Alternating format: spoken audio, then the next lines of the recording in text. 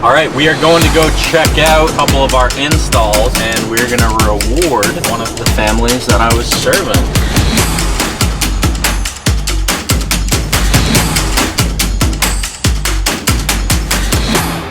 So she actually walked around to her neighbors and started knocking on doors for me. What's crazy is she's getting a surgery for her eyes, a cataract surgery. So this is gonna really help her out with the surgery. She actually referred this nice homeowner right here. Then they referred these neighbors who have the solar panels.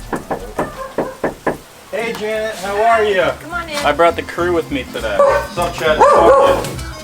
Chet actually knocked doors for me. Actually was the one that got his neighbors. So I got you guys two $500 Visa gift cards right there. And I've been doing a lot of YouTube, so you guys have to subscribe to my YouTube channel. He was the one that got Derek, because Derek was like, no, I'm not interested. You said a couple other things. He's like, oh, all right, well, I'll listen. If I would have went to Derek without him, we wouldn't have done it. They were so cool that they had their anniversary. And what I hooked you guys up with. Great. We went on a mystery train. We're in a mystery train. Great. My daughter and her boyfriend were here, so he treated us all. So it was cool. You always got to give them way more than they expect, you know? So we never would have afforded it otherwise. I told Derek, look, it's going to raise the value of the house. And it's not going to cost you anything. You don't have to put any money in. There's nothing down. He said, no. I said, yeah, you need to talk to Taylor. Find yourself a Chet and Janet. You got to listen. Chet, pleasure. Thank you. Thank That'll you. be Janet, good for my cataract surgery that I'm gonna have. Well, I'm glad. That's why we help them. But yeah, if you guys need anything, just let me know. Have a good one. All right, take care. Go. So you give them way more than they expect. We got some referrals, and we're hooking them up. It's not just about the sales process; it's about putting people into better situations.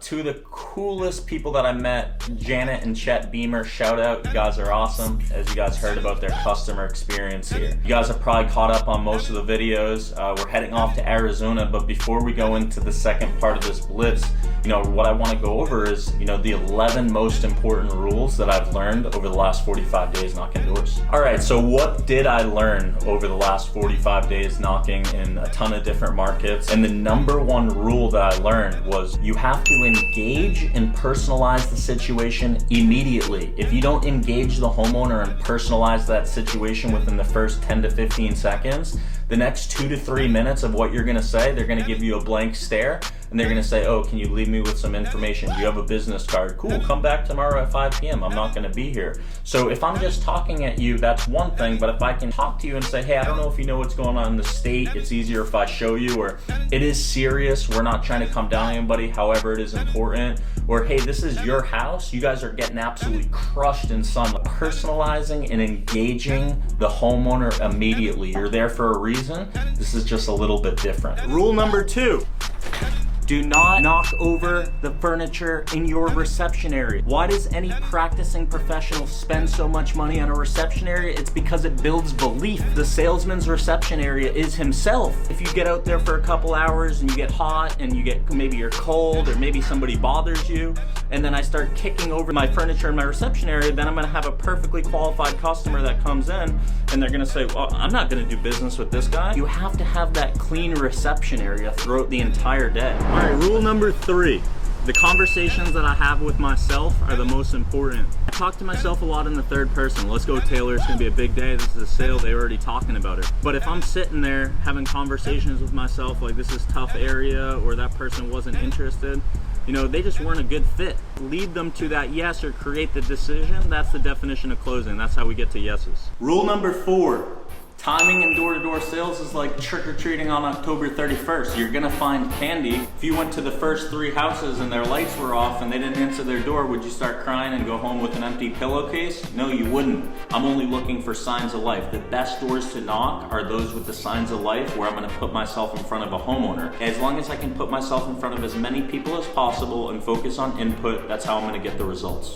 Rule number 5, people react to certainty, which leads to trust. At the end of the day, people want to make sure they're making the right decision and avoiding the wrong decision. What I need to do is I need to be able to put myself into a position where I say, if we were to pick the home, you would do it 100%. It's just, I need the 5 to 7 minutes to actually show you how this works. And that certainty will make them feel, hey, I'm making the right decision, avoiding the wrong decision.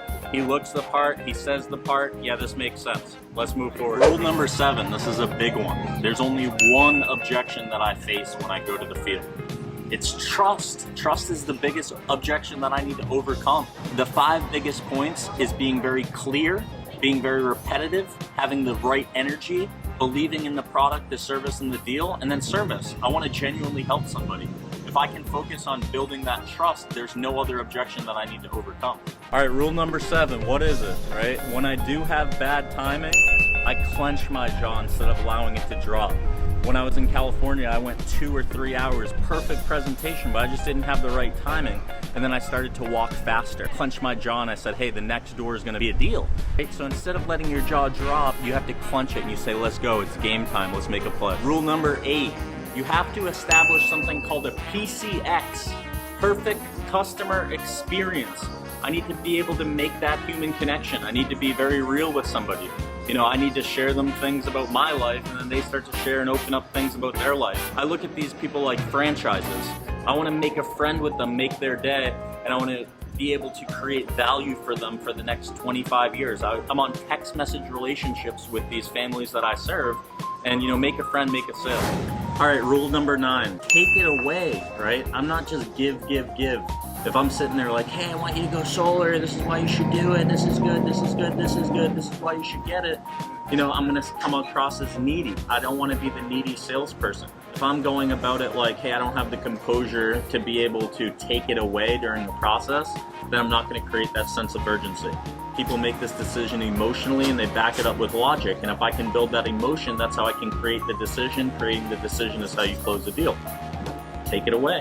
All right, rule number 10 is you have to learn to play the game, right? There's this word that's always stuck to me. It's called being myopic. It's cutting out all your distractions. Whenever I've performed at my highest peak is when I've been absolutely hyper-focused. I knew the result before I even started. Think about the time when you were in a big football game or a big soccer match or any sort of sport, right? When you got into that absolute hyper-focus where you cut out all your distractions and you understood the most important thing was playing that game, right? I want to stay on offense. I don't want to go on defense. That's why I bring up a lot of the lingering questions. That's why I bring up a lot of the explanation of benefits, because I want to be able to take control of the sale. I'm the assistant buyer. I want to take their hand and I want to actually lead them through the process to create that decision and get them to a yes. So understand, you need to play the game, and if you aren't playing the game, you're gonna lose. All right, the final rule that I learned while I've been knocking doors in all these different markets. Frustration, when you allow that to dwell, what's gonna happen is you're gonna get mad, you're gonna withdraw, or you're gonna quit, right? So when I get frustrated, I think about this line: frustration plus creativity. How can I be creative? How can I be innovative and creative? And that's what's gonna allow me to get better. So much things are out of our control in door-to-door sales, and we go over it and we get frustrated. But when I get frustrated, I said, hey, how can I be creative in this situation? That's how I get better. All right, those are the 11 rules that I learned over these last 45 days of knocking. You guys saw the first part of the blitz. We're going into the second part of the blitz. We're going into the desert. We're going to Arizona. So I want to kind of share with you what to expect over these next videos.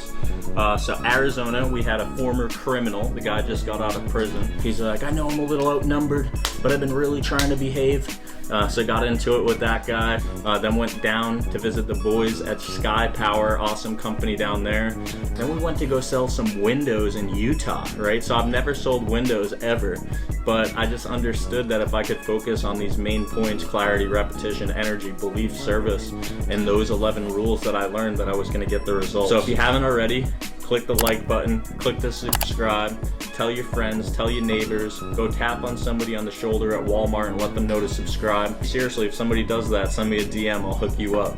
Go to a random Walmart, say, hey, I need you to subscribe to this kid's channel. We look to provide more door-to-door experience in the field, breaking down to the ridiculous and showing you guys the how-tos behind sales. We're masked up. We're actually dual masked because that's a requirement. We're heading to Peru.